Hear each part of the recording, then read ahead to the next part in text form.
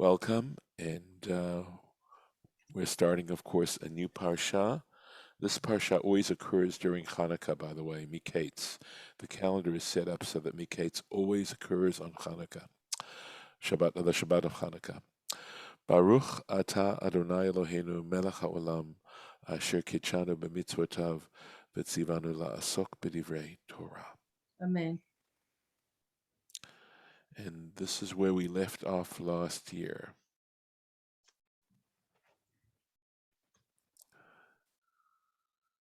So just to bring us sort of up to date here, the we left Parsha Vayeshev with the wine steward or the cupbearer forgetting Joseph. And Miketz starts with after 2 years, at the end of 2 years, and Pharaoh has these dreams. And it's in his desire to find someone to interpret those dreams, the cupbearer remembers this young person back in prison who interpreted the dreams of him and the chief baker correctly. And so Joseph is brought out of the pit and is presented to Pharaoh, and he interprets Pharaoh's dreams. Remember the 7 good years and the 7 lean years, and they all come about. We read all about them last time we met last year. And as a matter of fact, it's at this point that the 7 years are going to come to an end and the lean years are going to begin. And in the meantime, Joseph has gotten married before the famine began, and Osnat bat Potiphera Kohen On, right? Osnat, daughter of Potiphera, sounds awfully like Potiphar, right? The priest of On, and that is actually the tradition. So just to remind you, because we would have mentioned this last year when we were doing Parshat Vayeshev, that even Potiphar's wife, who of course is trying to seduce him, is not entirely to be blamed.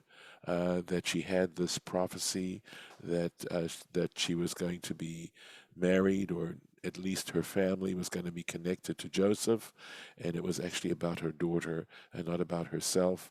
And I remember that when I was studying Arabic, we actually came across a surah in the Quran that says it quite explicitly. So it's interesting that there's this midrash that finds itself in the Quran as well. So here we are, Vayikra Yosef et Shem Bachor Menashe.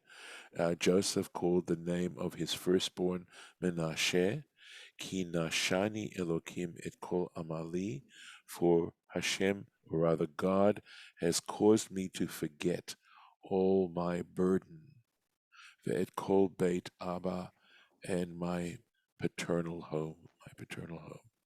Life was now very different for him. There is no Rashi on this, so we're going to move on to the next verse.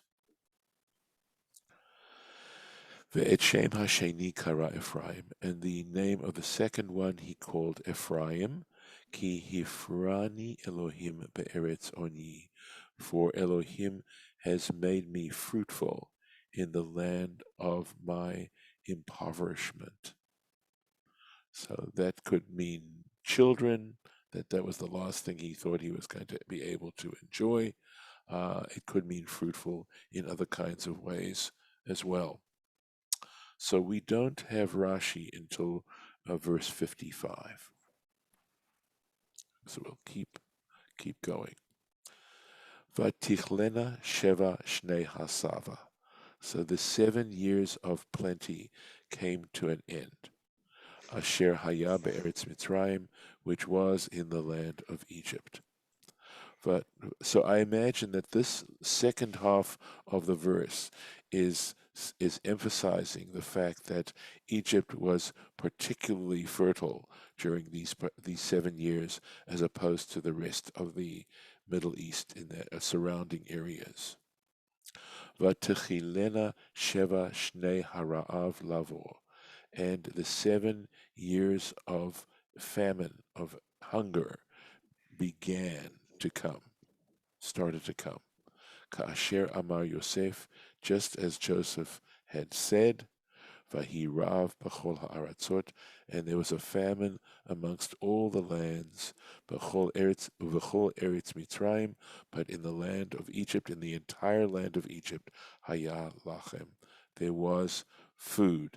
And we notice that the word lechem, which normally we might translate it as bread, is also understood as food. Vatirav kol eretz Mitzrayim, and then the land of Egypt was hungry. Right? People in the land of Egypt were hungry. Vayitzak ha'am el paro lalachem, and they cried out. The people cried out to Pharaoh for bread, for food. Vayomer paro lachol Mitzrayim, and Pharaoh said to all the Egyptians, or to all of Egypt, L'chu el Yosef, go to Joseph, asher yomar lachem ta'asu, that which he tells you to do, obey him, do whatever he tells you to do. Interesting Rashi on this, interesting as you will see from a few perspectives. So vatir av kol eretz Mitzrayim, Bereshit Rabbah, sheher kiva tfuatam she'atzru, because the produce that they had gathered, that they themselves had gathered, rotted. Chutz mishel Yosef, other than that of Joseph. Interesting. Where beyond the pshat, right? What is this trying to suggest, right? What are the implications? What generates this kind of comment, right? And possibly on a pshat level, without sort of thinking about this very, very deeply, it's suggesting that human beings, we can try whatever we like, but unless it is blessed in some way, unless God supports us in some way, our human effort is doomed. So that's about the only immediate thing that jumps to mind. I don't know if any of you have any other ideas as we look at this. Well, I just think that why, the question could be, why would the person who has all the power be saying, let Joseph tell you what to do? Yes. And I think it's pointing out, because Joseph actually, his food, for whatever reason, and it doesn't mention God, although that makes it a little bit deeper, but for whatever reason, his area is fertile and fine, and theirs aren't. So that's why the king Yes. would say, don't come to me, or go to Joseph and let him tell you what to do. Yes. No, I appreciate you bringing out that dynamic as well. Right. Apparently, maybe he allowed his silos were more aerated than theirs. I don't know. Right. At any rate, but yeah, good point. So, Asher Yomar Lachem Ta'asu. So, as we go deeper into this Rashi, you'll see there's more to it here. Right. Everything that he tells you to do. The fi shahaya Yosef omer lahem. The reason was that Joseph said to them, sheyimolu, that they needed to circumcise themselves. Right? You wouldn't get this without Rashi telling us this. Right? This is not something we would have been able to derive. Ukisheba'u etzel paru, and they came to Pharaoh. So apparently they went to Joseph for food, and he said, well, first of all, you have to circumcise yourselves. When they came to Pharaoh, over Omrim kach hu omer lanu, and they said to him, this is what he's telling us to do. He's telling us to circumcise ourselves. Amar lahem, Pharaoh said to them, Lama lo tzavartem bar. So he said to them, well, why didn't you collect the grain? Why didn't you gather the grain and collect it? V'halo hichriz lachem, and didn't he announce to you Shishnei hara'av ba'im, that the years of famine are coming? Amrulo, so they said to him, Asafnu harbe, we collected a lot of grain. We put away a lot of grain. Vehir kiva, and it wound up getting rotted. It rotted. Amar lahim, so Pharaoh said to them, in Cain, if that's the case, kol asher yomar lachem to'asu, anything he tells you to do, right? Everything you should do. You do whatever he tells you to do. Hare gazar ala tvu'ah v'hirkiva. It appears that he made a decree regarding the produce, and as a result, this decree that he made, that it rotted. Ma im yigzor aleinu v'namut. What happens if he makes this decree against us and we die? That there be a decree against us. This, of course, it just raises all kinds of interesting questions about this, right? First of all, is this something that we would call, decent behavior? Nobody's saying Joseph actually did this, right? But certainly, the thought that Joseph was at the bottom of all of this, that he had that kind of power, is an interesting observation, to say the least. And the amount of fear that this would engender in people. Um, even the fact that he originally told them to circumcise themselves, which now puts circumcision into an interesting context as to, what is circumcision about? What is one of the basic ideas? And I really believe that it has to do with an ability to control ourselves. That a very, very important element of, I think, if not every religion, then many, many religions, has to do with this notion of discipline, personal discipline, and what we had talked about the last time we met, about trying to become more modest. So, whether that has to do with the success of a civilization, having to do with living lives, that people in general live lives that are more modest. So we're talking about eliminating greed and the desire for personal pleasure, as opposed to a broader sense of public responsibility that everybody needs to have. I'm wondering. Obviously, this is very raw stuff that I'm sharing with you. I'm just saying that there's a lot in this particular Rashi that I think raises questions and raises issues for us to think about. And again, I'm certainly welcoming any other thoughts. If any of you have either Shira Beth, I don't know if you've discussed this Rashi before, or if any of you have any other ideas about it as you're absorbing this. Actually, this is completely new to me, this Rashi. This is really amazing. I know it is. It is. I don't know that it's necessarily troubling. It is in some ways, but it certainly raises questions about this. Well, it confirms the feeling that you have about Yosef in the story, that he's such an impressive person that people believe almost anything about him. Like Mm-hmm. Mm-hmm. he seems anyway to always know what to do, and he's such kind of a natural leader that even Pharaoh says, "Well, just do whatever he says." Yeah. Yes. Well, I remember don't know it. what to do. Do what Yosef says. Well, Well, remember. Yeah, go ahead. Lauren, it you want to say something? foreshadows the plagues. Yes, definitely. Definitely. It does. But I'm trying to sort of extrapolate more general ideas that came out of this, when Shira Beth mentioned how successful he was. It says explicitly in the text, I think, with regards to when he went to the service of Potiphar, it says V'haya ish matzliach. That was the term that's actually used in the Torah. In other words, someone who succeeds, a successful person. Hatzliach is to succeed. Yeah, wherever he turns up. I mean, with Yeah. Potiphar, in Potiphar's house, in the prison, in the, with Pharaoh, everyone Right. who meets him seems to just feel, well, we want him for our leader. Yeah. Well, I mean, it's, I guess you could say he succeeds because God is, succeeding him. Correct. No, the text and again supports that, Lauren. The text would and support that yeah, entirely. and so the circumcision is, obviously I understand that you're connecting it to discipline, but it's obviously connected to, for Jews, to the entering the covenant, which is connected to mitzvot, which is connected to discipline. So without necessarily saying all the Egyptians have to convert, at least there's a shadow or some kind of Yes. symbolism here of, making a connection to God, and it's God that's behind all the success. No question about that.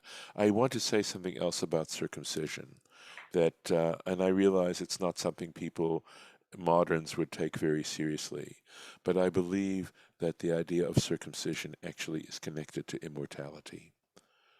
That it is, so there's a general dynamic within Judaism itself that we earn immortality, that the notion of life and whatever successes or pleasures we encounter in this particular world are so fleeting and brief and temporary and of relative little importance compared to the infinite that's beyond this life, that there's some very serious thinking that contemplates our mortality as human beings, and that the idea of the circumcision actually is linked to the idea of immortality. And So that being circumcised is, in a way, a guarantee that despite what one might do, I mean, it's not an absolute guarantee, but it's a huge plus towards immortality.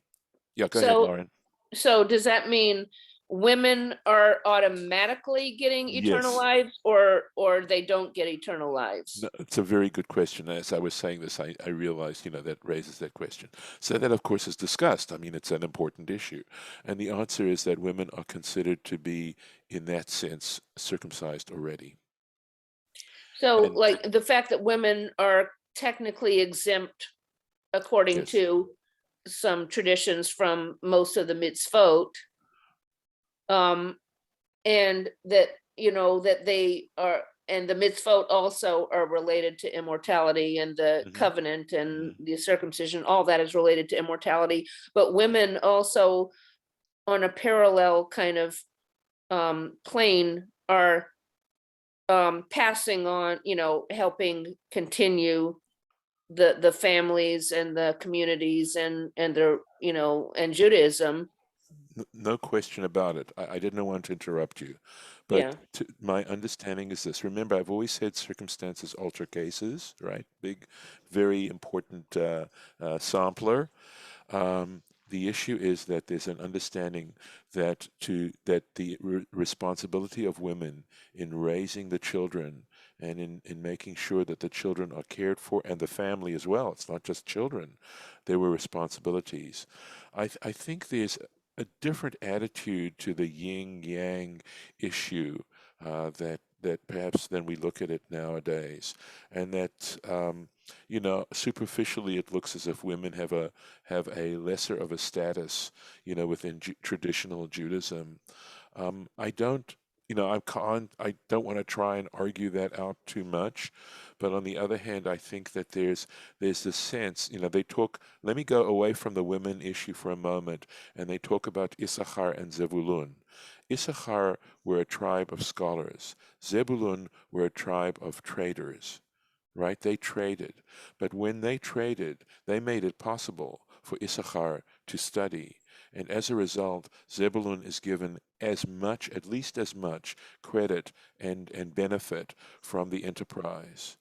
Because not everybody is able to do scholarship, and yet we want to understand that everyone is given a similar that there's equity. I mean, that's the notion of equity, right? Not equality, but equity.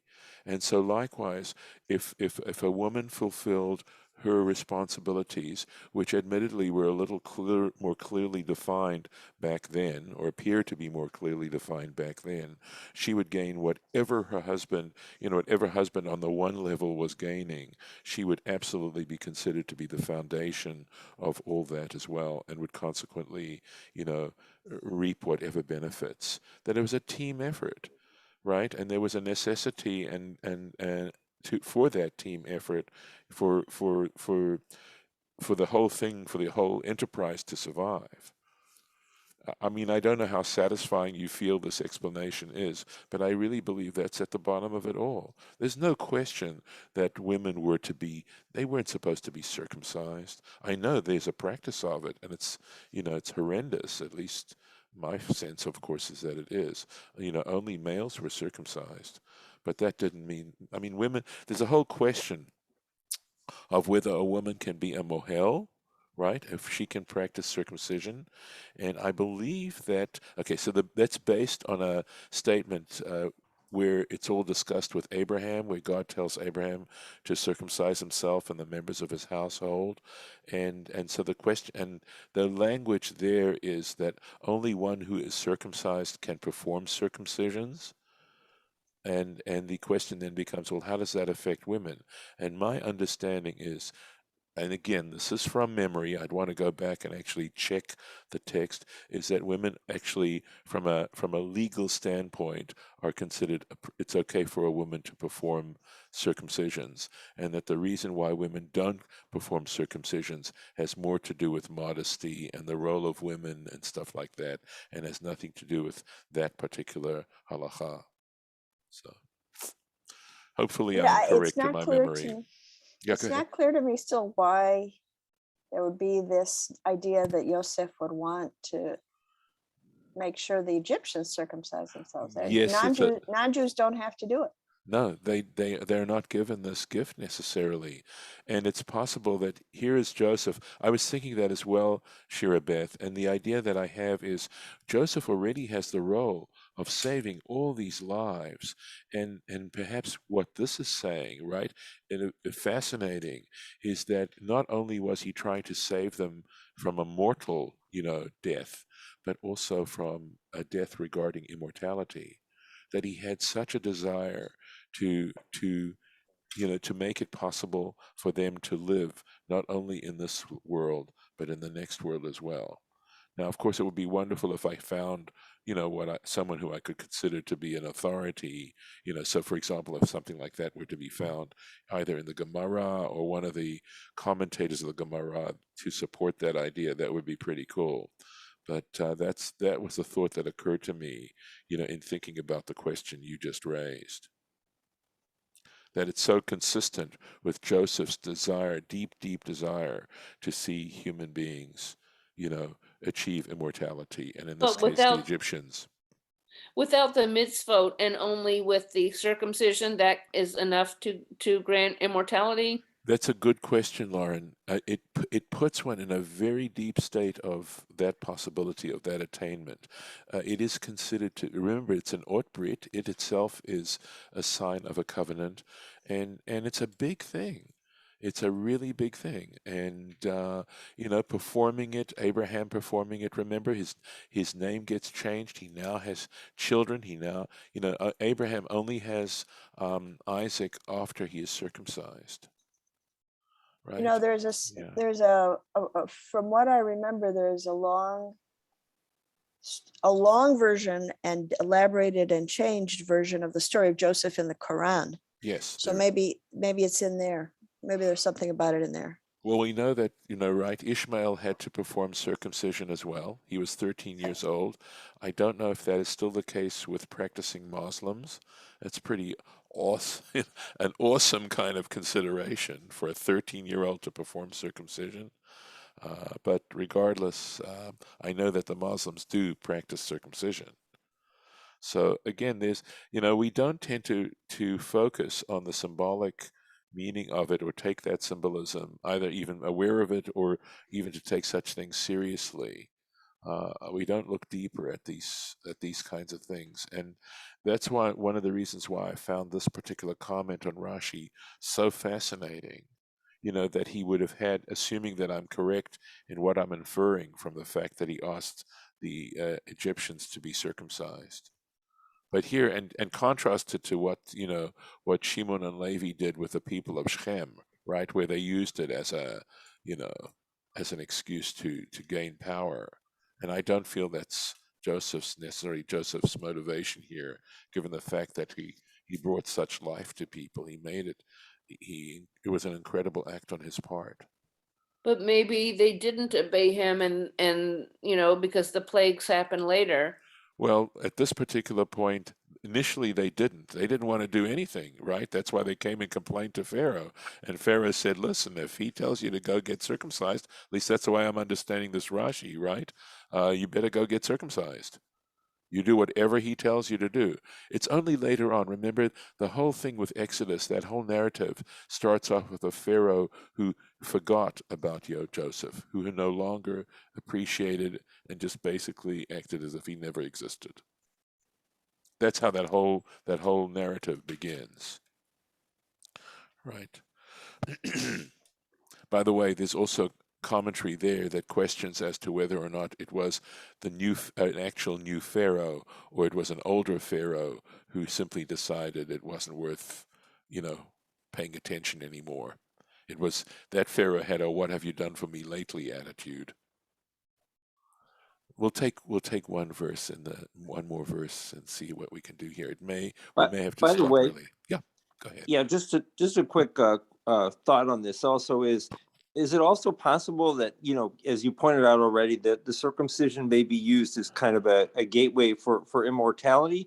Is it Yes. also used as potentially a dividing point, because he's also looking at who's worthy of that, right? And who's ever worthy or potentially worthy of immortality will Mm, basically provide that kind of trust, right? Because now we're talking about faith, right? right. And by them to circumcise, he's asking them to take a leap of faith here, so to speak. Yes. So it's not only he's not only doing it, I think, potentially from the perspective of granting them immortality, but also seeing who's really worthy of immortality, right? And the people that have some trust and will take that leap are the ones that will get the benefit, and the other ones, well, they may not. So I don't know. I, That's the thought. So, David, I think what you're saying is a really important point, because I think that underscores another element of the dynamic of Judaism with mitzvot and circumcision and things like that, which it sort of underscores and elaborates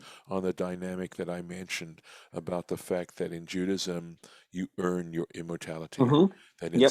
some levels, and what is beautiful about that, even though we also have the idea of grace, right, which is undeserved blessing, that nevertheless being able to earn your immortality would be a huge source of human dignity. That there's something sort of essentially dignified about being able to earn your living, to earn your reward, and not just be given it. And it moves on to another level, right? Because with a baby, with a child, right, they basically are given things, and it marks a transition towards maturity, in the sense that one doesn't expect to be given stuff anymore, but one rather feels one needs to earn it.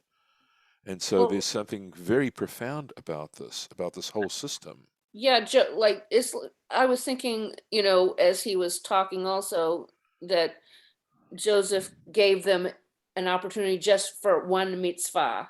Yes, correct, correct. And if they don't have 613, they have one. And Right. if they do that one, that's what they need to do. That's why he gave them that one Yes. chance. And yes, and if they don't do it, they are not performing the mitzvot that they're supposed to perform. Right. So, Lauren, if you don't mind my just giving it's a very slight correction. They would have been also subject to the Noahide laws, right? Yeah, So yes, but right, this would be beyond the Noahide laws. So right. he would have taken them a step beyond the Noahide laws. Right. But I mean, your point is essentially valid. I'm not arguing the point. I'm only arguing, I'm only trying to, you know, correct the statement itself, because it wasn't Yeah. just one mitzvah.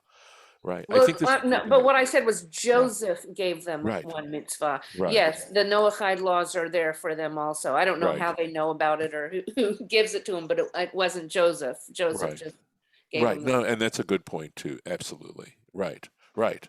Yeah. Which underscores the idea of the degree to which Joseph is a life giver. That's what there's also, right, the word Yosef itself, his name, which is to add, right? Because when Rachel bore him, she was hoping she would have another child beyond that, right? but the idea of Joseph's name implying other kinds of things. And this particular Rashi, if we are interpreting it correctly, really underscores his name. The idea of his adding life to on both levels, both physically and spiritually. And adding a mitzvah, Yes, and adding a mitzvah. which Right. is the bridge to Right. life. Yes, it is. Exactly. Exactly. So I think this is a good place at which to stop, and we'll pick it up, God willing, tomorrow. I will stop the share and the recording and look forward to tomorrow.